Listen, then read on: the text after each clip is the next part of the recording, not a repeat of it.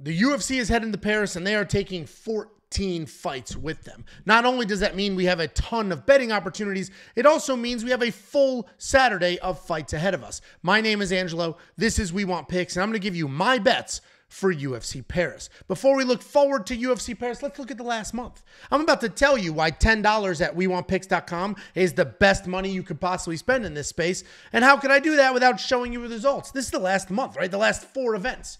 UFC 305, profitable. 96, profitable. 97, profitable. 306, profitable. I personally have been profitable in every single event in this last month. I have given you 5.24 units of net profit. Jacob has given you over 6 units of net profit. And the combined We Want Picks has given you 11.24 units of net profit in the last 4 events. While the rest of this betting space is a graveyard of missed bets and complaints, too many favorites won on this card. Too many underdogs won on this card. The excuses are piling on. We Want Picks consistently putting out winning picks, winning cards, and making people money. If you want to unlock all the bets for UFC Paris, you can do so now. It's only $10 for a month.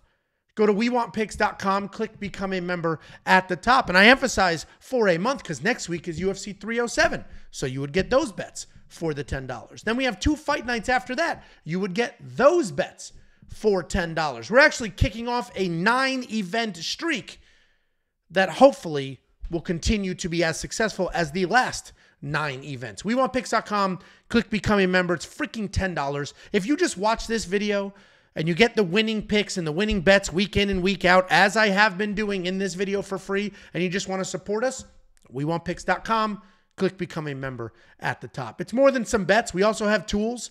There's a lot of people out there that like to do their own research and find their own spots. And you can do that with a whole suite of tools. One of them is the Prop Hunter, a curated set of data specifically designed to help you find prop bets. The Line Movement Tracker, a card like this is a perfect place for the line movement tracker. We've had multiple fights, 4 fights on this card where the underdog full-blown flipped to the favorite. And that's where you can monitor your value and see where the lines are going before you actually jump on and place a bet. WeWantPicks.com, click Become a Member at the top.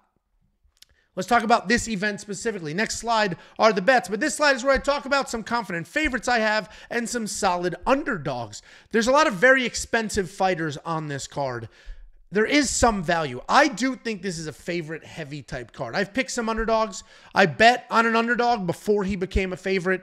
So let's go ahead and talk about it. We got Umar Sy, minus 600. First of all, Ludovic Klein's not on this list. He's minus 900. You know, it is what it is. I didn't want to waste the slot on a very obvious pick. So I'm doing you a favor, and I'm not burning one. We got Umar Sy, minus 600. I think he dominates this fight. I think this is set up for him to win. He's fighting a guy on a 3-fight skid. He's fighting a guy he can take down. He's fighting a guy that he can hang with. He's fighting a guy that went all the way up onto a 16-fight unbeaten streak just to fall off a cliff on the tail end. The UFC is going to use that downward slide to build up a French prospect in France. Umar Sy should dominate. Ailin Perez. Listen, women's MMA can be inconsistent and unreliable. But if I know anything, it's that Ailin Perez is going to shake her ass for an OnlyFans subscription, and she's going to shoot some takedowns. Ailin Perez is going to come forward and grapple. She's fighting a striker with poor takedown defense. This should be a very easy 1 + 1 = 2 situation. Ailin Perez's takedowns plus Daria's non-existent takedown defense equals Ailin Perez decision win. That's what we should get here. Taylor Lapilus, he's added to this card late. Him and his opponent were just added to this card last week, but he is a local guy. He's a guy that they're trying to build up. He's a very talented point fighter, and he's fighting somebody that he could absolutely beat. He's fighting somebody the UFC cut last year. He has put together 5 finish wins on the regional scene to get called back up to the UFC, but the reality is Vince Morales is not as good as Taylor Lapilus. Taylor should win this fight, minus 365 there. And then Morgan Charrier, very expensive at minus 700. But Morgan showed us how good of a fighter he is. He looked absolutely fantastic in that Chepe Mariscal fight. Not only do a lot of people think he beat Chepe, but also Chepe has gone on to look incredible since then. So Chepe Mariscal continues to do his thing, barely squeaked out a win against Taylor. Taylor looked great in that fight, great in a lot of other fights. He does have a lot of losses in his career, but if you go back and watch them, they're quality losses, and they were earlier in his career where he was still sort of building and learning. So I trust Morgan in this spot. He's fighting essentially a pure grappler. If you look at some underdogs, Matt Frivola is now an underdog. He was a favorite 2 weeks ago, and when he was a favorite, I picked against him. I have a bet against him, and I will show you that. So just because the name is on the solid underdog list doesn't mean that that's my pick, but I do think Matt Frivola is a good underdog. In the current environment today, I would not bet on Faraz Ziam as a favorite. I picked Faraz to win. I think he can be a decision fighter and decision his way here, but I'm not going to bet on him as a favorite. I did bet him as a dog. Matt Frivola now, full flip to an underdog. I think he's a solid underdog. We know how dangerous he can be with the hands. He has the wrestling credentials. We just watched his opponent get taken down a whole bunch of times. Matt's a good underdog, even though I'm not on that side. Jan Kutalaba at -101. Also, I'm not on that side. I picked the other side. I think Jan's just a little too chinny, and his opponent hits like a freight train. His opponent can also be taken down. His takedown defense is not great. His scramble skills are even worse. And Kutalaba is strong enough, experienced enough, a UFC veteran, despite a weak chin, can come forward, can get the takedowns, and can win that fight. He can certainly knock out Ivan Erslan as well, but he could also get knocked out. It's a 50-50 fight, but Kutalaba is the dog, and if you lean towards UFC experience, if you fade the UFC newcomers, well, then there's some good value there. Nora Cornolle at +170. She was already on this card. Her opponent, Jacqueline Cavalcanti, is stepping up on short notice. I don't like short notice. I already think women's MMA fights are inconsistent. I think Jacqueline Cavalcanti lost her last fight. A lot of people disagree with me there. I understand that's a trash take, bro. But her opponent was just backing up nonstop. Her opponent doesn't fight as well backing up as she does move forward, where Nora Cornolle constantly moves forward. I think she can have some success. I don't have a bet on her, but I think she's a decent dog at +170. We don't have the prop bet yet for the +3.5 to bet the spread. They don't have that up yet. And they're probably debating whether they want to put it up or not, because I think that's a fantastic bet when it eventually does drop. And then Brendan Allen at +180. Again, I am on the other side of this fight. I'm just identifying underdogs for you that I think are solid. I think Brendan Allen can win that fight. I have picked against him. I have picked Nasruddin Imavov, but I also identified that those odds are crazy. Nasruddin should not be a 2-1 favorite, let alone more than a 2-1 favorite. Brendan Allen is good. He can probably hang in the striking. He can hang in the wrestling. I personally think Nasruddin's just like a sliver better in each of those categories. But Brendan Allen has been on a wild streak at 6 wins, and he's trying to move his way towards a title shot. Brendan Allen's certainly a great underdog on this card. Let's take a look at my actual bets. I got 4.25 units on the board. And as we grow as a channel, as We Want Picks grows, premium membership is almost at 4,000 premium members. We should probably hit the 4,000 and maybe for UFC 307. Certainly this week, if it's another fantastic week and people are coming in droves. But as we grow on the YouTube side as well, we should hit 30,000 maybe this weekend, if not certainly next weekend.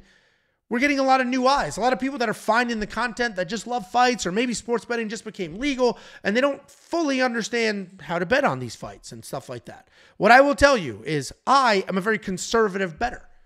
I bet conservatively. I don't go crazy. You'll never see the same name in more than one bet.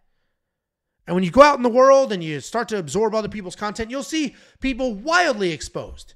Anybody who is down 11 units, down 10 units, those are people that overly expose themselves. They put themselves into harm's way. If I have the worst night I've ever had in my entire life, I'm down 4 units. That quite literally would be the worst night I've ever had.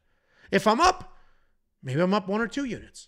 But you know what a 1 unit profit is on a 4 units out the door? That's incredible return on your investment. And so this is just a PSA to the newer people out there. I know everybody wants to chase long shot parlays. I get emails every week. Guys, I love premium. I know you both just made us a bunch of money, but you should really consider putting up like a long tail parlay and just tell people like this. That's not how that works. If I put up a 5, 6, 7 fight leg parlay at plus 3,000 odds and it misses, all I'm going to hear about is that miss. I am the conservative guy and I'm giving you my conservative bets. And that's what we have here.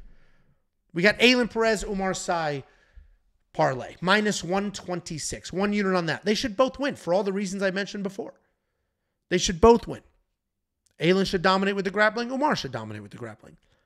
Umar could also dominating the striking as well. Brian Battle, I bet him at minus 145. He's like minus 160 something now. So got some value on that. I actually beat the line movement on every single one of these bets, so I'm pretty proud of that. But that's what happens when you're doing your research 2 weeks ahead of time and putting the bets up that early. If you're watching this video on Thursday or Friday or Saturday, all of these bets were available to premium members the very second I placed them, some of them several weeks ago. I think Brian Battle's the better fighter. And if he's not the more technically skilled fighter, he is absolutely the harder worker. Brian Battle's a guy that has poured his life into this sport. It has literally transformed him physically. He was a fat kid that's jacked now. He's got insane cardio. He never stops. Go watch the Renat Fakhretdinov fight. Renat dominated that fight. In fact, he had over 11 minutes of control time in a 15-minute fight. But watch the fight. Brian Battle never accepts position. He's constantly trying to stand up, constantly trying to work out. Late in the third round, constantly moving, trying to do something. He doesn't accept, well, I'm getting out-wrestled and this is what it is. And I will always bet on a guy like that. Firas Ziam, I bet him as a dog. He is now squarely the favorite in the minus 120s, minus 130s. I think Firas Ziam wins this fight. Frankly, Matt Frevola is the more dangerous fighter in this matchup. He could absolutely knock your block off. Come forward. He's not afraid of a fist fight. Matt Frevola will bring it to you. But Firas Ziam is insanely boring. And it's that boring that I think gets him the win here.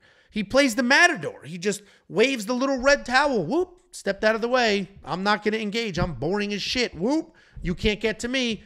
Bang. Jab. Jab. Whoop. Jab. It's a boring-ass fight if Firas wins, but I do think he wins. I think he plays the matador. And I think Matt Frevola marches forward, bombs away, starts to slow down as the fight goes on, ultimately loses a decision. Then I have Taylor Lapilus and Joanderson Brito. Again, two guys that should dominate. Taylor Lapilus fighting a guy that is first round or bust. Taylor is like Firas, not as boring, but he's like Firas in that he'll play matador. Go ahead, come charge me. I'll move out of the way. I'll piece you up with some well-timed counters, and then you slow down. I'll squarely take over and win a decision. Joanderson Brito should dominate this fight. He's the most dangerous guy in that division. William Gomez, his opponent, is a very good fighter. But I think Joanderson Brito just hits too hard, is just too fast, has too good a jiu-jitsu. My only concern here is Joanderson Brito is on a 5-fight knockout streak, finish streak. He's gotten some KOs, some TKOs, and if he's feeling himself and he's chasing the finish, he could potentially slow down, has some cardio issues. Hopefully that is not the case. I got 1 unit on that. Jan Kutalaba versus Ivan Urslan. I bet the under 1.5. Minus 144 honestly felt affordable to me. Only half a unit there. And the reality is, neither one of these guys are very durable. Kutalaba is not a durable guy. He's coming off a decision, but that was a shock to the world. He's not a durable guy. He's also a very dangerous guy. His opponent is very dangerous. His opponent can be taken down. So you got two guys that'll go out there that could flatline each other. One guy that could also grapple. One guy that can't. This says first round finish written all over it. Half a unit there. And then the safety parlay. 1 unit minus 133. Safety parlay did miss last week, but managed to be up on bets because you can see here, I am not overly exposed. You can't see what the safety parlay is, but you can unlock it at WeWantPicks.com by clicking Become a Member. It's freaking $10. This is being recorded on a Thursday. There are absolutely 100% more bets to come. So unlock all of those. Last thing I'll mention to the newbies, I forgot to mention earlier, if you're like, what the hell is a unit? Somebody commented today, enough with this unit talk. If a parlay misses, so I don't think he understood what a unit was at all, because he was almost implying that we're talking about individual legs of a parlay. No. A unit is an amount of money. And there's going to be some finance bro that's like, a unit is 5% of your payroll. Listen, I'm going to give you the normal human explanation of a unit without needing a calculator and to pull up your 401k balance to determine how much you should be betting. A unit is the amount of money you're betting per fight. That's all it is. If you're a guy that's like, yeah, I'll throw $100 on tonight's fights, and then you put 20 here, 20 there, 10 on this, 5 on that, another 20 over here. A unit for you would then be $20. So when you say, I'm betting a unit on Aylin Perez versus Ramon Shai, that means I'm very confident in that. I bet a full unit. I'm not as confident in that as I am in Firas Ziam. So Firas Ziam only got a quarter of a unit out of me. For me, full transparency, unit's $100. Some of you are betting thousands of dollars. Some of you are betting $5 or $10. We talk in units to normalize the amount so that you can gauge people's confidence. If you want to very quickly realize that somebody doesn't know what the hell they're doing, their unit numbers are wild. If you have 4 units on a bet, if you have 2 units on some random prop at plus 400, that person doesn't know what the hell they're doing. That's not what units are supposed to be. Your average bet amount is 1 unit. If you're very confident, you bet more. If you're not as confident, you bet less. But your normal, I think this hits, this is the number, that's a unit. There's your lesson. For all the people who have been here a million times before, sorry, but that's the lesson. And don't go in the comments and correct me with your stupid bullshit 5% of your bankroll math. Shut up. I'm talking to normal people in normal terms. Boom. Let's take a look at Jacob's teaser. It's a little more robust than usual. As of this minute, he's got 6.55 units on the board. There is more to come.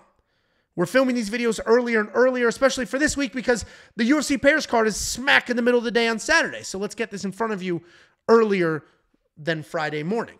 He's got Matt Frivola as his underdog lock of the week. He is on a wild underdog lock of the week streak, so who am I to railroad that? I am picking against that, but the reality is, with Jacob's success recently, I'm now worried about my Faracion bet. Plus 110 at 1 full unit. There are people in this world that see that plus sign and don't realize that Matt Frivola is an underdog. There are people, old people, significantly old people, commenting Matt Frivola is not an underdog. DraftKings Fantasy says he's $8,200. Does this look like a DraftKings Fantasy video to you? It is not. It is a betting video. Matt Frivola is squarely the underdog in that fight. Jacob's got a unit on him. Jacob also threw a full unit on Brendan Allen. Very confident in Brendan Allen to win that fight. Therefore, he bet a unit on him at plus 180. Jacob's also got a couple of flyers. He's got a plus 400 bet, a plus 300 bet, a plus 700 bet, and a whole bunch of other bets. If you want to unlock Jakey Boy's bets, you can do so now. WeWantPicks.com. Click Become a Member at the top. It's only $10 for an entire month. The combined Angelo and Jacob duo has given you 11 plus units of profit over the last 4 events. 4 events, over 11 units of profit. It's not an accident when you do it every single freaking week. And before you head out the door, check out BetOpenly. They are not a sports book. They are not a casino. They're peer-to-peer betting. It's me versus you. If I win, I take the money from your pocket. If you win, you take the money from my pocket. All they are is a website that facilitates the exchange between me and you.